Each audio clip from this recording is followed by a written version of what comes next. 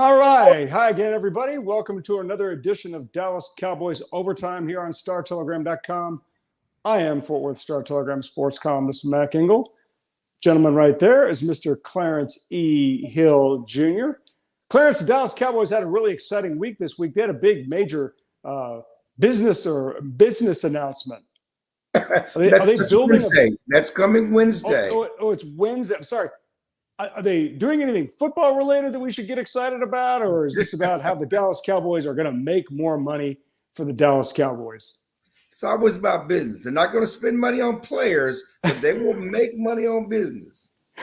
That's great. I was at the Texas Rangers home opener on Monday, and I drove past the beautiful AT&T Stadium, and I thought, will the Dallas Cowboys actually have a winning season in 2022? Which, if you had told me that back in December, I would have said, oh, that's ridiculous. The way this thing all looks, it looks like they're in great shape. But now, and you and I have talked about it, you've gone on Twitter and really talked about it a lot, this roster looks like it has taken such a dramatic step backwards.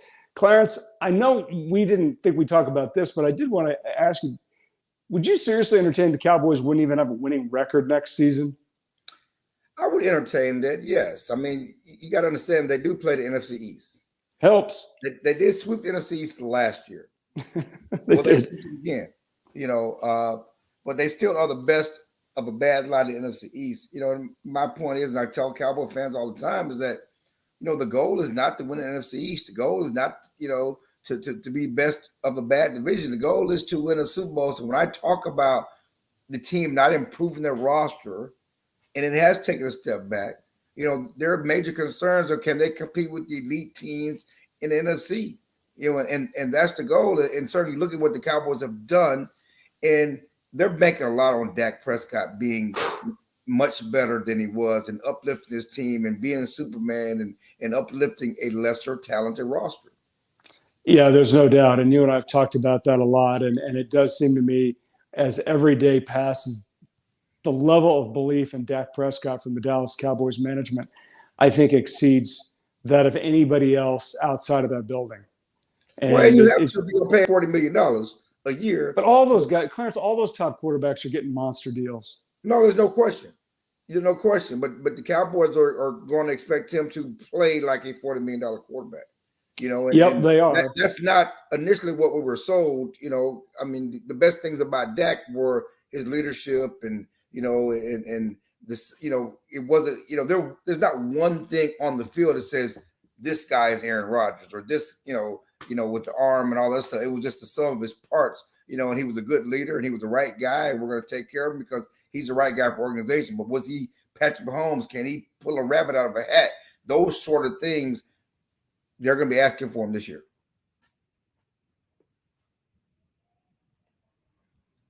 And I think Mac is frozen on me. Are you frozen, sir? You're moving. I apologize about that. Clarence. I had a little bit of a technical issue there. I don't know what exactly happened, but I do apologize for anybody watching. That was a little awkward. The one thing about Patrick Mahomes, you mentioned Patrick Mahomes, and it does seem to me that in the span of about, I guess, a year, Dak Prescott went from here as an NFL quarterback. Now, he was always behind Brady. He was always behind Aaron Rodgers, always behind Russell Wilson. But now with the emergence of Lamar Jackson, Joe Burrow, and a couple of other guys, certainly the guy out with the Chargers, Justin Herbert, and a handful of others, it's like Dak's standing in the NFL has gone from here to here. And he's making – now all those guys are on the rookie contracts. He's making more than all of those guys. Do you feel the same way that just because those guys have emerged and look so good here in the last year, that Dak Prescott standing as an elite level quarterback has fallen because of those other guys look so good? No, because I would still put Dak over Lamar Jackson. And really, if you look at his career with Russell Wilson, it wasn't Russell Wilson certainly won the Super Bowl led by the defense. People keep forgetting that. Russell Wilson did not lead them to. He got a Super Bowl title. But if you look at his stats, and last time they faced head-to-head in the playoffs, Dak beat him, at his best. So I wouldn't say that he's so far down the list. It's a good list. And then the top 10 is stacked, and certainly and you forgot the quarterback in Buffalo and everything. There's a number of guys there, but we can debate all day, where Dak fits in between 5 and 10. I hate to do this. I'm having major technical difficulties. I can't hear anything. So Clarence, right now, the only way this is going to work, let's see if we can do this. The only way this is going to work is if I ask you a question and I can go when you stop talking, because I can't hear anything. You want to try it? That's fine. Let's go with that. Just give me a thumbs up. Let's try it. Okay. Right. That is no problem. So we have 3 topics to go over. This is going to be fun. Let's see if we can pull this off. We can do this. This is like Houdini, because I can't hear anything right now. I don't know what happened to my camera, but I can't hear anything right now. So this is what we're going to do. We got 3 topics to talk about here on Cowboys Overtime. I'm going to set you up. You're going to knock it out. And when you're done, you're going to point at me. You good? Great. Okay. Dallas Cowboys and the NFL draft are getting underway here in a couple of weeks. Talked about this before, but normally this is the time of the year when the draft sort of comes into, I guess, looks a little bit clearer for the team, their needs and where they want to go and where they think their player of choice is going to fall. Cowboys selected 24. Clarence, you and I have talked about this before. If you had to, no, I don't want you to guess. Tell me right now, in order of needs that the Cowboys can realistically fill with that first pick, give me the order of the need that they can do with the first pick that they're going to have in the first round. Well, I mean, I think it's going to be guard, tackle, receiver, pass rusher. Guard, tackle, receiver, pass rusher. It's the question of who they would want to go after. And there are going to be a number of options based on the guys they brought in for their 30 visits. But, we've talked about the receivers, and certainly they need a receiver bad. But to me, it's the biggest need is inside, interior offensive line. They need a walk-in starter at guard, and there are a couple of options there. Zion Johnson out of Boston College, Green out of Texas A&M, who could be there. The question is, do you go with the less sexy, more needed pick like a guard or tackle, or one of those top receivers that fall? And it could be one of these special receivers who falls to number 24. But you can get a receiver late in the draft. I don't know if you can get a walk-in starter at guard in a second or third round. All right, very good. The best part about this, Clarence, is you could be dog cussing me right now, calling me a bunch of names, calling my mom a bunch of names. I wouldn't hear any of it. And so this is kind of, we should do this more often, because this way you don't have to hear me, which I'm sure that I annoy you, and I don't have to hear you. All right, there are some really good players, as always, out of DFW that have a shot to get drafted. Now, they didn't go to the world's biggest colleges. These are all smaller one went to a big college that won a national championship, but it wasn't in football. They did beat Texas. This is great. You can't say anything. So local guys out of DFW, specifically Fort Worth. Tyler Smith, he went to North Crowley and Tulsa. These are all players ranked in Gil Brandt's top 100 player list. Tariq Woolen, how did I spell that? Tariq Woolen? I think I misspelled that. He went to Arlington Heights and a UTSA guy. And the last one, my favorite player, fellow Kansas Jayhawk, Kyron Johnson. He went to Arlington Lamar and is a Kansas Jayhawk. Clarence, is there anybody else out of this group or any of those guys that you think would be realistic day one? Forget day one, but day 1 or day 2 picks, because we always hear it. All these guys say it. My guy's going to be a first-round guy. My guy's going to be a second or third-round pick. And then they always seem to fall. Do you think these guys, who I just mentioned, or somebody else, are legit either first or potential second-day picks in the NFL draft? Well, there's no question that, let's just start with Tyler Smith. He's ranked 34th on Gil Brandt's top 100. He's ranked as high as 30th on Dan Jeremiah's top 100, and the 32 picks in the first round. Obviously, he doesn't always go by rankings; it goes by needs, and so. But that tells you he's going to be a first or second round pick, which is great for a guy who came out of North Crowley. He initially signed with Abilene Christian. He got offered by Prairie View and UH and some other guys. The big guys didn't want him. I got a story about him in the Star Telegram today. He was All-State as a junior. He had surgery after the junior year to straighten up a knee, some corrective surgery to straighten up his leg.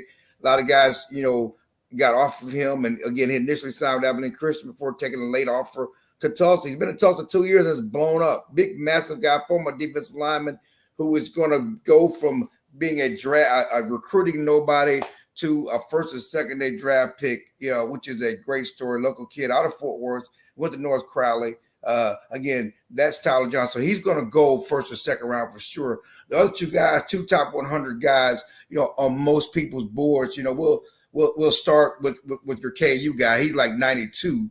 But, here's a guy who played, at Arlington Lamar. He was a linebacker. He was a defensive end. He has speed. He can get to the quarterback. Again, Arlington Lamar kid. He's going to go second, a third or fourth round, which is, again, a guy who was under-recruited. Most of these guys are under-recruited because, you see where they are, and they just kind of develop on the college level. The other guy, Tariq Woolen out of Arlington Heights, speedster, speed, UTSA.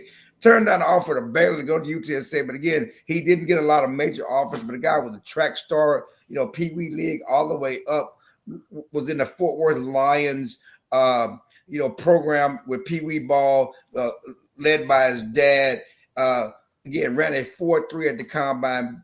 Just broke out and just opened a lot of eyes about him. He's always been a fast guy. Dad told me around a 4.2 in training. While he's in Florida, but around a 4.3 in combine, speed kills. Fort Worth speeds. Fort Worth guys have always run fast, been fast, got a long time fast track programs out of Fort Worth. Tariq Woolen, a name to watch. He's visited the Cowboys.